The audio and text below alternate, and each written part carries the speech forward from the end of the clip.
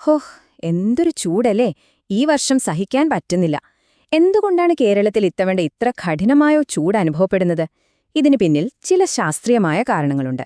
നമുക്കതൊന്ന് ലളിതമായിട്ട് നോക്കിയാലോ? ഈ ചൂടിന്റെ ഒരു കാഠിന്യം മനസ്സിലാക്കാനായിട്ട് ഈ കൊല്ലം പാലക്കാട് രേഖപ്പെടുത്തിയ താപനില എത്രയാണെന്നറിയാമോ? 40 ഡിഗ്രി സെൽഷ്യസ്. ഇത് സാധാരണ അനുഭവപ്പെടുന്നതിനേക്കാൾ ഒരുപാട് കൂടുതലാണ്. അതായത് സാധാരണ നമ്മൾക്ക് അനുഭവപ്പെടുന്നതിനേക്കാൾ ഏകദേശം 3-4 ഡിഗ്രി സെൽഷ്യസ് അധികം. ഈ കനത്ത ചൂട് കാരണം എന്തുണ്ടായെന്നറിയാമോ? നമ്മുടെ സംസ്ഥാനത്തെ വൈദ്യുതി ഉപയോഗം സർവ്വകാല റെക്കോർഡിലെത്തി. KECBക്ക് അതൊരു പുതിയ വെല്ലുവിളിയായി മാറി. ഓക്കെ, അപ്പൊ ഈ ചൂടിന് പിന്നിലെ കളികൾ എന്തൊക്കെയാണെന്നും നമുക്ക് ഓരോന്നായിട്ട് നോക്കാം. ആദ്യം തന്നെ നമ്മളിൽ പലർക്കുമുള്ള ഒരു തെറ്റിദ്ധാരണയുണ്ട്, അതൊന്ന് മാറ്റാം. പിന്നെ ഭൂമിയുടെ ആ ഒരു പ്രത്യേക ചെരിവ്, അത് കഴിഞ്ഞിട്ട് നമ്മുടെ കടലിന്റെ റോൾ എന്താണെന്ന് നോക്കാം. അവസാനം ഇന്നത്തെ കാലത്തെ ചില പ്രശ്നങ്ങളായ ക്ലൈമറ്റ് ചേഞ്ചും മറ്റും ഇതിനെ എങ്ങനെയാണ് കൂടുതൽ വഷളാക്കുന്നതെന്നും സംസാരിക്കാം. യഥാർത്ഥ കാരണങ്ങളിലേക്ക് പോകുന്നതിന് മുൻപ് നമുക്ക് പൊതുവേയുള്ള ഒരു സംശയം തീർക്കാം. ഭൂമി സൂര്യനോട് ഏറ്റവും അടുത്തു വരുമ്പോഴാണോ നമുക്ക് വേനൽക്കാലം അനുഭവപ്പെടുന്നത്, അതോ അകലെ പോകുമ്പോഴോ? നമുക്ക് നോക്കാം. നമ്മൾ വിചാരിക്കുന്നതിന് നേരെ തിരിച്ചാണ് കാര്യങ്ങൾ. ജാനുവരി മാസത്തിലാണ് ഭൂമി സൂര്യനോട് ഏറ്റവും അടുത്തു വരുന്നത്. അപ്പോ നമുക്കിവിടെ തണുപ്പുകാലമാണ്. ജൂലൈയിലോ ഭൂമി ഏറ്റവും അകലെയാണ്. അപ്പോഴാണ് ഉത്തരാർദ്ധഗോളത്തിൽ വേനൽക്കാലവും. അപ്പോ ദൂരമല്ല ഇവിടുത്തെ പ്രധാന വില്ലൻ എന്ന് ഉറപ്പായല്ലോ. ഇതിനു പിന്നിൽ മറ്റു ചില നിർണായകമായ കാര്യങ്ങളുണ്ട്. നമ്മുടെ കാലാവസ്ഥയെയും ഋതുഭേദങ്ങളെയും നിയന്ത്രിക്കുന്നത് അതാണ്. എന്തൊക്കെയാണവ എന്ന് നമുക്കൊന്ന് നോക്കാം. വേനൽക്കാലവും മഞ്ഞുകാലവുമൊക്കെ ഉണ്ടാകുന്നതിനുള്ള ഏറ്റവും അടിസ്ഥാനപരമായ കാരണമെന്താണെന്നറിയാമോ? നമ്മുടെ ഭൂമിയുടെ അച്ചുതണ്ടിന്റെ ഒരു പ്രത്യേക ചെരിവാണ്. ഭൂമിയുടെ അച്ചുതണ്ടിന് ഒരു 23.5 ഡിഗ്രിയുടെ ചെറിയ ചെരിവുണ്ട്. ഈ ഒരൊറ്റ ചെരിവാണ് നമ്മുടെ ഋതുക്കൾക്കെല്ലാം കാരണം. ഇതെങ്ങനെയാണ് ചൂടിനെ ബാധിക്കുന്നത് എന്ന് നോക്കാം. ഇതിങ്ങനെ ഓർത്താ മതി, ഒരു ലേസർ ലൈറ്റ് പോലെ. സൂര്യരശ്മികൾ ഒരു സ്ഥലത്ത് നേരെ കുത്തനെ പതിക്കുമ്പോൾ അവിടത്തെ മുഴുവൻ ഊർജ്ജവും ഒരിടത്ത് കേന്ദ്രീകരിക്കും. അപ്പോൾ ചൂട് കൂടും. അതേസമയം രശ്മികൾ ചരിഞ്ഞാണ് പതിക്കുന്നതെങ്കിലോ ആ ഊർജ്ജം കൂടുതൽ സ്ഥലത്തേക്ക് വ്യാപിക്കും. അപ്പോൾ ചൂട് കുറയും. അപ്പോ സൂര്യൻ ഭൂമിയെ ചുറ്റി സഞ്ചരിക്കുമ്പോൾ മാർച്ച് അവസാനം മുതൽ ഏപ്രിൽ വരെ സൂര്യരശ്മികൾ കേരളത്തിന് മുകളിൽ ഏറ്റവും ശക്തമായി, അതായത് നേരെ മുകളിൽ നിന്ന് പതിക്കും. അതുകൊണ്ടാണ് ആ സമയത്ത് നമുക്ക് ചൂട് അസഹനീയമായി തോന്നുന്നത്.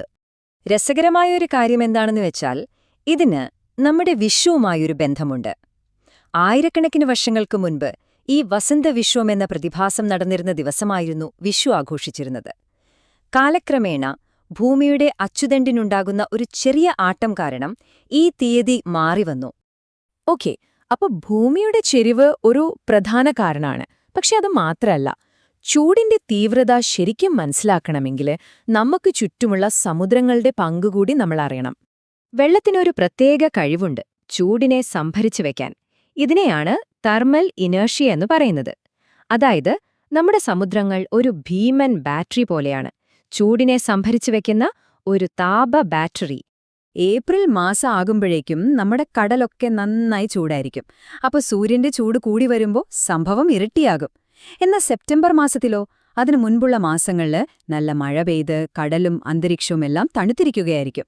അതുകൊണ്ട് അപ്പോൾ സൂര്യരശ്മികൾക്ക് അത്ര തീവ്രത അനുഭവപ്പെടില്ല. ശരി, ഭൂമിയുടെ ചെരിവും സമുദ്രത്തിന്റെ സ്വാധീനവുമൊക്കെ പണ്ടേയുള്ള കാര്യങ്ങളാണ്. പക്ഷെ എന്തുകൊണ്ടാണ് ഓരോ വർഷം കഴിയുന്തോറും ചൂടിങ്ങനെ കൂടി വരുന്നത്? അതിന് കാരണം ഇന്നത്തെ കാലത്തെ ചില വലിയ പ്രശ്നങ്ങളാണ്. ഈ കണക്കുകൾ നമ്മളെ ശരിക്കും ഞെട്ടിക്കുന്നതാണ്. കഴിഞ്ഞ ഒരു നൂറ്റാണ്ടിലെ ഏറ്റവും ചൂടേറിയ 10 വർഷങ്ങൾ എടുത്താൽ അതിൽ 9 സംഭവിച്ചത് കഴിഞ്ഞ 10 വർഷത്തിനുള്ളിലാണ്. ഇത് കാണിക്കുന്നത് ചൂട് കൂടുന്നതിന്റെ വേഗത എത്ര ഭീകരമാണെന്നാണ്. ഇതിന്റെ പ്രധാന വില്ലൻ ഹരിതഗൃഹവാതകങ്ങളാണ്. സിമ്പിളായി പറഞ്ഞാൽ ഈ വാതകങ്ങൾ ഭൂമിക്ക് ചുറ്റും ഒരു പുതപ്പുപോലെ പ്രവർത്തിക്കും. സൂര്യന്റെ ചൂടിനെ അകത്തേക്ക് കടത്തിവിടും, പക്ഷെ പുറത്തേക്ക് പോകാൻ സമ്മതിക്കാതെ ഇവിടെ തന്നെ പിടിച്ചു നിർത്തും. ഈ കാലാവസ്ഥാ വ്യതിയാനത്തിനു പുറമെ എൽനിനോ പോലുള്ള ചില പ്രതിഭാസങ്ങൾ ഇടയ്ക്കിടെ വന്ന് ചൂട് വീണ്ടും വർദ്ധിപ്പിക്കും. ഈ 2024-ൽ നമ്മൾ അനുഭവിച്ച കടുത്ത ചൂടിന് കാരണം ഒരു ശക്തമായ എൽനിനോ ആയിരുന്നു. കാലാവസ്ഥാ ശാസ്ത്രജ്ഞർ നൽകുന്ന ഒരു മുന്നറിയിപ്പാണിത്. ഭൂമിയുടെ അടിസ്ഥാന താപനില ഓരോ വർഷവും കൂടിക്കൊണ്ടിരിക്കുകയാണ്. അതുകൊണ്ട് ഇനി വരുന്ന ഓരോ എൽനീനോവും ഇതിനു മുൻപുള്ളതിനേക്കാൾ കൂടുതൽ കഠിനമായിരിക്കും. ഇതിനൊരു എളുപ്പമുള്ള പരിഹാരമില്ല എന്നതാണ് ഏറ്റവും വലിയ പ്രശ്നം. കാരണം ചൂട് കൂടുമ്പോൾ നമ്മളെല്ലാവരും എസിയും ഫാനും കൂടുതൽ ഉപയോഗിക്കും. അതിന് കൂടുതൽ കറന്റ് വേണം. ആ കറന്റ് ഉണ്ടാക്കാൻ കൂടുതൽ കൽക്കരി കത്തിക്കേണ്ടി വരും. അത് വീണ്ടും ചൂട് കൂട്ടും. ഇതൊരു സാംക്നൂത്തെ പിറ്റ്ലിയ പോലെയാണ്. അപ്പോൾ കാര്യങ്ങൾ വ്യക്തമാണല്ലോ. ചൂട് ഇനിയും കൂടും. ഇതൊരു പുതിയ യാഥാർത്ഥ്യമായി മാറിക്കഴിഞ്ഞു. അതുകൊണ്ട് നമ്മൾ ചോദിക്കേണ്ട ചോദ്യം എന്തുകൊണ്ട് ചൂട് കൂടുന്നു എന്നത് മാത്രമല്ല. വരും വർഷങ്ങളിൽ ചൂട് കൂടുമെന്നുറപ്പാണ്.